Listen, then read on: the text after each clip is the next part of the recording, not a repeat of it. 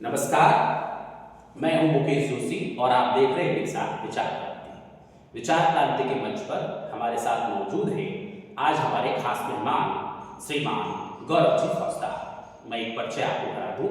गौरव जी फौजदार वर्तमान में असिस्टेंट प्रोफेसर हैं ब्रजनगर की भूमि पर राजकीय कला महाविद्यालय में। आप इससे पहले स्कूल लेक्चरर रहे हैं, आप पटवारी रहे हैं, आपने वीडियो के पद पर भी कार्य किया है। इस तरह से ये आपकी 7वीं नौकरी है। ये बहुत बड़ी उपलब्धि कही जाएगी गौरव जी के बारे में। और आप इंटेलेक्चुअल हैं और आज हम उनसे बात करने जा रहे हैं डॉक्टर अंबेडकर के विचारों की प्रासंगिकता के संदर्भ में। तो सबसे पहले हम गौरव जी का हमारे मंच पर स्वागत करते हैं। आदरणीय गौरव जी, विचार क्रांति के मंच पर आपका बहुत बहुत स्वागत है। बहुत बहुत धन्यवाद मुकेश जी। मैं आपका और आपकी टीम का हमारे राजकीय महाविद्यालय में पूरे कॉलेज महाविद्यालय की तरफ से स्वागत करता हूं और खासकर आज एक इंटेलेक्चुअल व्यक्ति डॉक्टर अंबेडकर जी के विचारों को लेकर आए हैं, तो मैं भी कोशिश करूंगा आपके सारे सवालों का जवाब दे सकूं। एक बार आपका बहुत बहुत स्वागत है हमारे कॉलेज में। थैंक यू सर, बहुत बहुत आपके लिए। सर, हम डॉक्टर अंबेडकर के महापरिनिर्वाण दिवस को आज मना रहे हैं। मैं चाहूंगा कि आप इस पर प्रकाश डालें कि महापरिनिर्वाण होता क्या है, ये क्या है। जैसा कि आप सभी को पता है कि आज 6 दिसंबर को एक दिवस का आयोजन होता है, वो है महापरिनिर्वाण दिवस। मैं आपको बता दूं, ये जो महापरिनिर्वाण शब्द है इसका संबंध बेसिकली बौद्ध धर्म से है।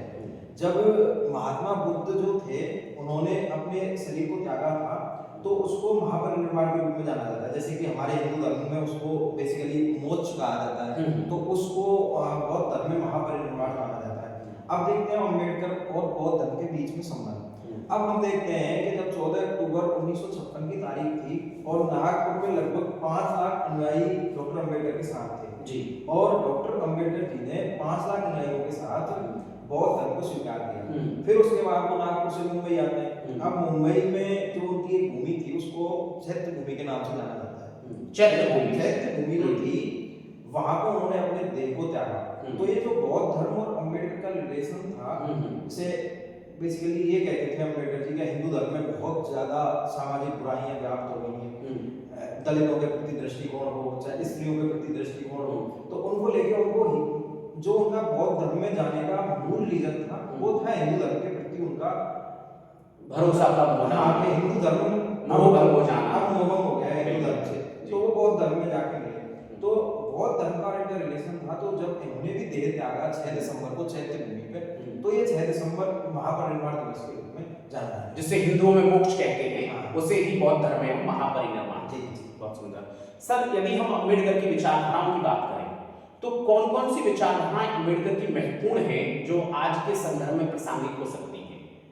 देखिए, आपका काफी इंटरेस्टिंग सवाल है ये, और इसका जो जवाब है हम ये कहें कि 2 मिनट में 4 मिनट में दे पाए, मुझे ये संभव लगता नहीं है, क्योंकि जितने इंटेलेक्चुअल अम्बेडकर थे लगभग कई सारी universities, Columbia University, London School of Economics, ऐसी यूनिवर्सिटीज से उन्होंने पीएचडी का कार्य किया और उसके बाद में एक वैश्विक लेवल के इंटेलेक्चुअल अम्बेडकर थे।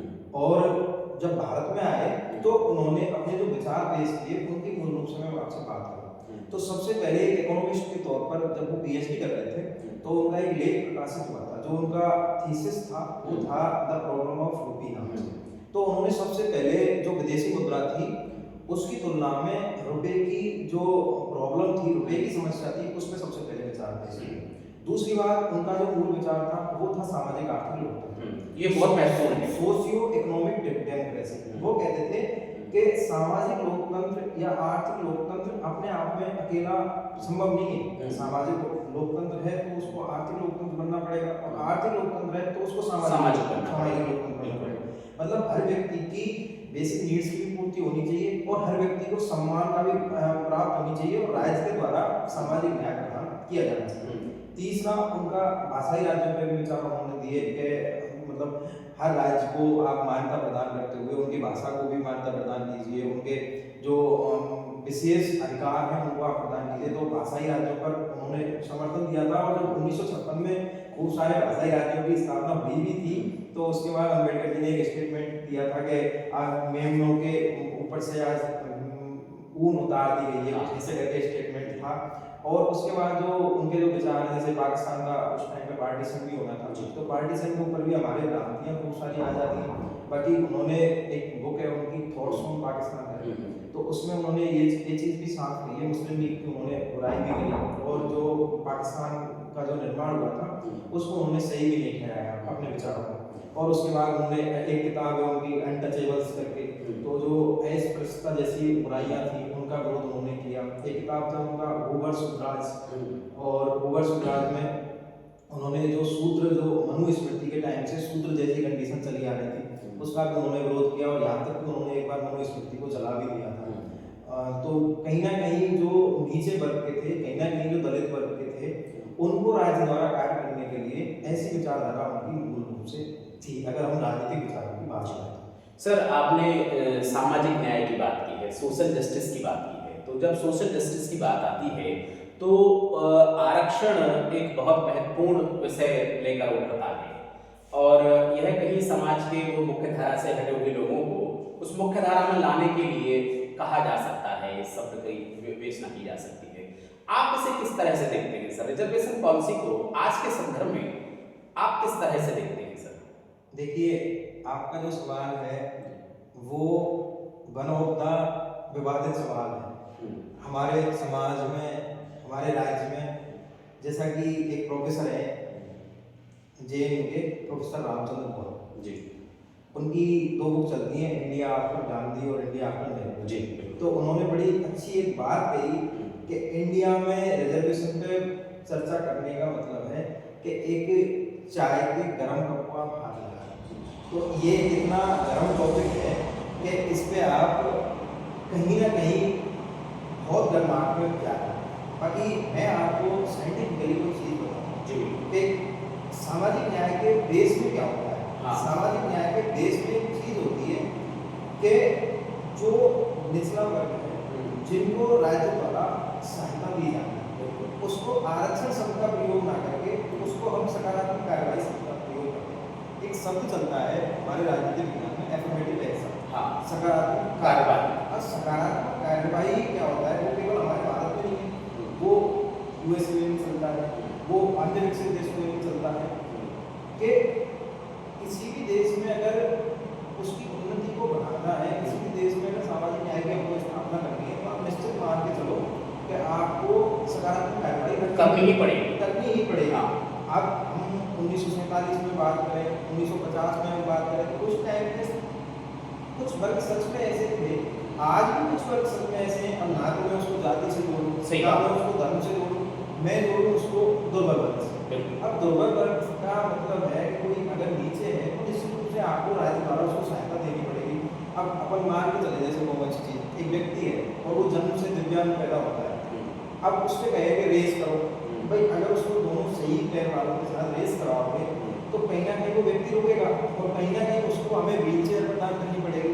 अब कोई व्यक्ति बूढ़ा है, उससे ये कहे कि आपको बुढ़ापा काटने के लिए हम पेंशन प्रदान कर रहे हैं, तो कहीं ना कहीं राज्य द्वारा सहायता प्रदान करनी पड़ेगी। जाहिर सी बात, यही सकारात्मक कार्रवाई थी जिसमें आरक्षण प्रदान हुआ। अब आरक्षण का विवाद में बना, वो विवाद ये है, जैसे कि अभी सुप्रीम कोर्ट ने डिसीजन भी दिया कि जैसे ओबीसी का क्रीमिलियर बना दिया 1992 में, ओबीसी को आरक्षण दिया, अब SC/ST को भी क्रीमिलियर बनाया जाना चाहिए। मेरे पर्सनल अगर पर्सपेक्टिव पूछें, देखो दुर्बल वर्ग चाहे वो किसी भी धर्म का हो, किसी भी जाति हो, उसको ऊपर उठाने के लिए राज्य द्वारा सहायता प्रदान की जानी चाहिए। अब अगर कोई व्यक्ति ऊंचे वर्ग पे आ गया है तो उसको मेरे हिसाब से सहायता बंद भी कर देनी चाहिए। तो ये थोड़ा विवादित जो भी है। बाकी सकारात्मक कार्रवाई के रूप में आरक्षण हो, चाहे कोई राज्य द्वारा सहायता हो, सारी चीज़ें देश के विकास के लिए, देश की संरचना के लिए, देश के अस्तित्व के लिए निश्चित रूप से आवश्यक, बेहद जरूरी हो जाता है। सर एक बात और निकल कर आती है, कई बार मैं देखने और सुनने में मिलती है कि महात्मा गांधी और डॉक्टर भीमराव अम्बेडकर, इन दोनों के विचारों में भी कोई क्लैश रहा है, इसे आप किस तरह से देखते हैं सर? देखिए, क्या ये बातें में सच है क्या सर? देखिए, मैं आपको बताता हूँ, 1920-1925 के बाद में जो स्वतंत्रता संग्राम चल रहा था, तो स्वतंत्रता संग्राम के बाद में आ गया कि अम्बेडकर जी और गांधी जी का आपस में ऐसे कुछ विचारों में आपस में टकराए। अब उसके पीछे जो बेसिक रीजन था उसको देखें आइडियोलॉजी के लिए। अब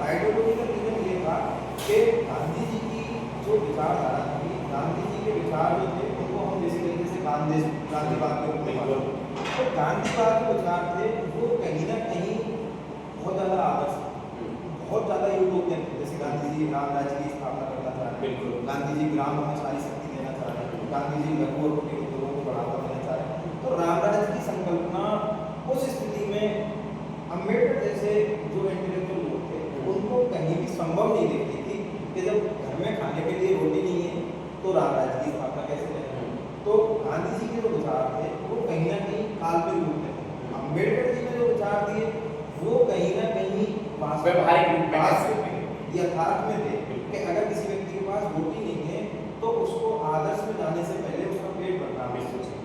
ये चीज़ थी अम्बेडकर जी। हालांकि विवाद उनका ऐसा था नहीं, अभी एक प्रथम निर्वाचन मंडल के ऊपर उनका विवाद हुआ था कि दलितों के लिए प्रथम निर्वाचन की मांग होनी चाहिए।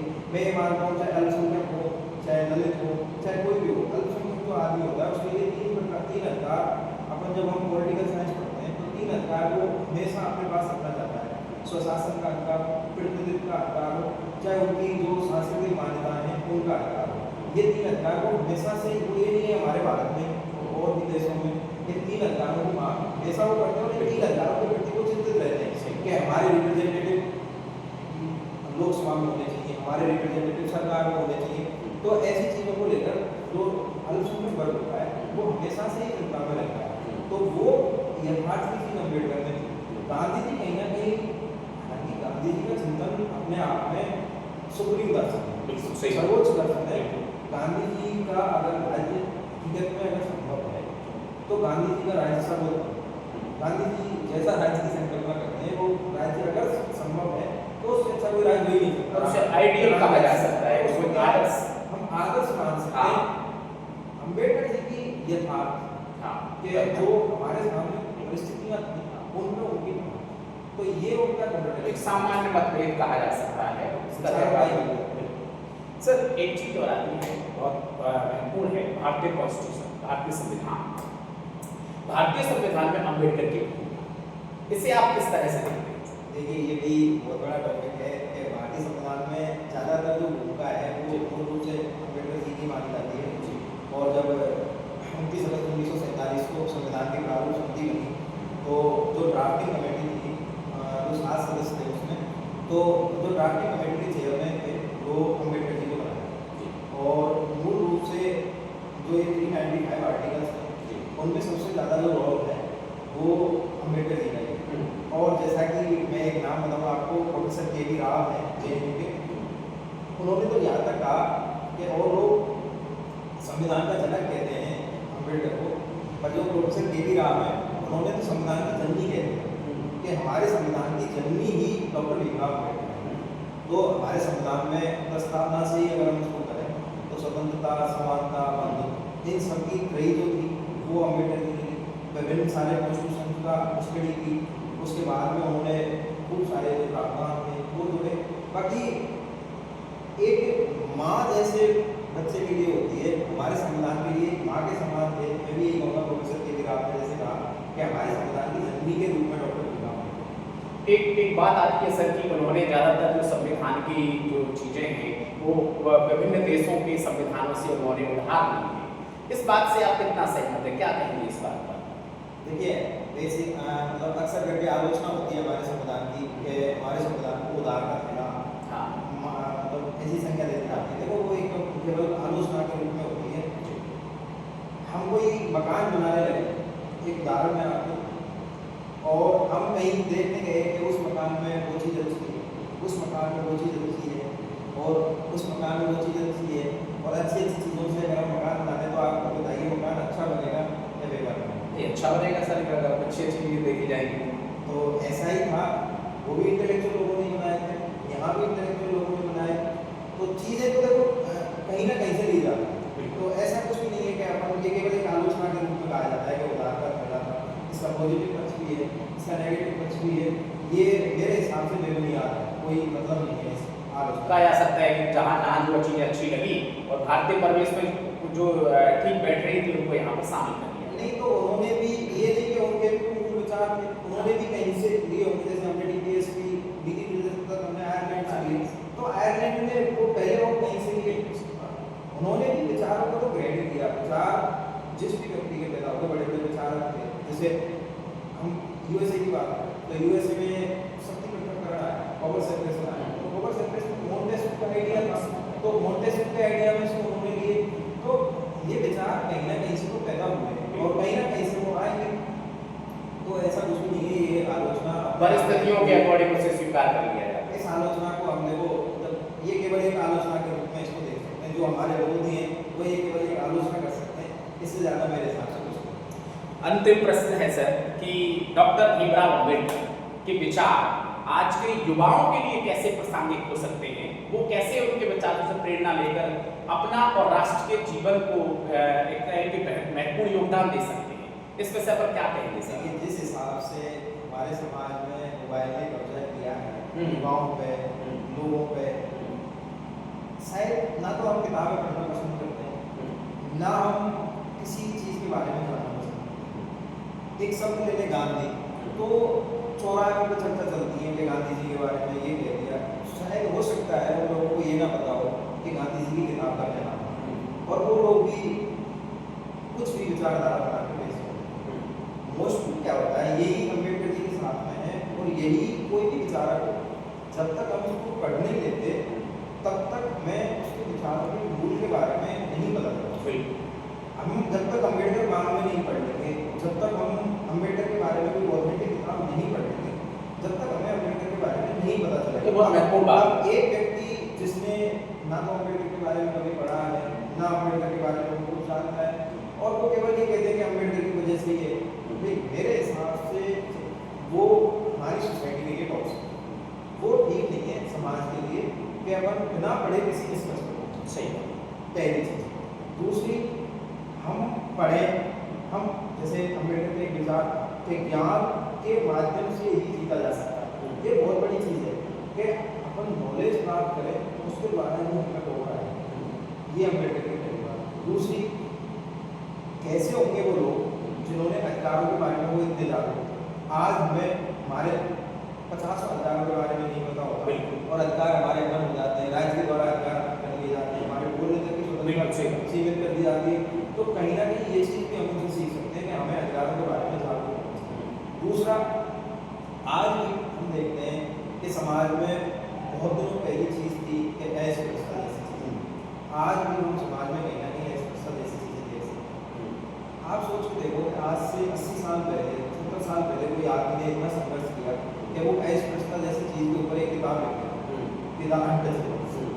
आज भी मतलब हम जैसे इंटेलेक्चुअल भी कभी कभार ये कर जाते हैं कि हम देखेंगे कि कोई हरिजन है तो हाथ न लगाओ, ऐसी कुछ प्रवृत्तियाँ गाँव में, शहरों में दिख जाती हैं छोटे छोटे। बाकी मेरे हिसाब से अगर हम अम्बेडकर को एक बार पढ़ लेंगे तो उसके बाद में हम अनटचेबल जैसी, अनटचेबिलिटी जैसी चीज़ निकालेंगे, तो ऐसी जो इर्राशनल चीज़ें, अतार्किक चीज़ें, उनसे आप। तीसरा, धर्म को वैज्ञानिक रूप से स्वीकार करें। बहुत बड़ी बात। बहुत सारी चीज़ें ऐसी हैं कि अपन धर्म के नाम पे पूरी अवैज्ञानिकता बढ़ जाती है, पूरा कोई भी साइंटिफिक रीजन हमारे पास नहीं है, केवल और केवल कोई चीज़ वायरल हुई वो हमारे पास आ रही है, और उसी के आधार पर हम अपनी रिसेप्शन बनाए जा रहे हैं, उसी के आधार पर हम अपनी दृष्टि बनाए जा रहे हैं, तो कहीं ना कहीं वैज्ञानिकता को भी स्वीकार। तीसरा, और खूब सारे विचार हैं जो अम्बेडकर के जितने भी विचार हैं, आप अगर अपने मन में समाते हैं, आप काम को अपना साथी बनाते हैं, आप ज्ञान को अपना साथी बनाते हैं, आप अधिकारों को अपना साथी बनाते हैं, एक विचारक अपने आप में एक दुनिया होता है।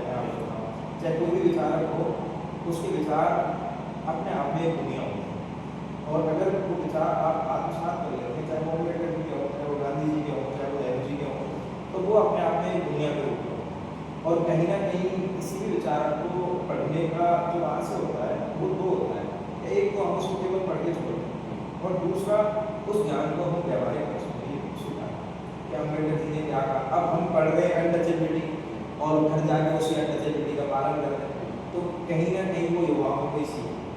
दूसरा, और खूब सारी चीज़ें हैं कि कर्म को आपको ध्यान रखना चाहिए। बाकी मैं तो यही कहूँगा, आज के युवा हो चाहे कल के युवा हो, हमें पढ़ना चाहिए अम्बेडकर के बारे में, गांधी जी के बारे में, हमें इन स्वराज को देखना चाहिए, हमें अम्बेडकर बारे में देखना चाहिए, उसके बाद हमें अपनी दृष्टि बनानी चाहिए। सबसे बड़ी बात बारे में अगर हम जानते ही नहीं है तो उसके बारे में आप दृष्टि उस उसके विचारों को आप इस प्रकार से पेश कीजिए कि आने वाली पीढ़ी गलत ज्ञान प्राप्त करती है। तो आपको जो पुराने लोग हैं उनके बारे में पहले पढ़ना चाहिए, फिर समाज को उनके विचारों से समझना चाहिए। ये तो है एक जागरूक युवा की और जागरूक व्यक्ति। तो ये थे हमारे साथ में असिस्टेंट प्रोफेसर गौरव जी फौजदार, जिनके साथ डॉक्टर अंबेडकर के विचारों को लेकर बहुत ही सार्थक चर्चा हुई। इसी तरह से अन्य महापुरुष के विचारों को लेकर और अन्य विचारधारा के साथ हम पुनः आपके सामने उपस्थित रहेंगे। तब तक के लिए बहुत बहुत धन्यवाद, बहुत बहुत नमस्कार।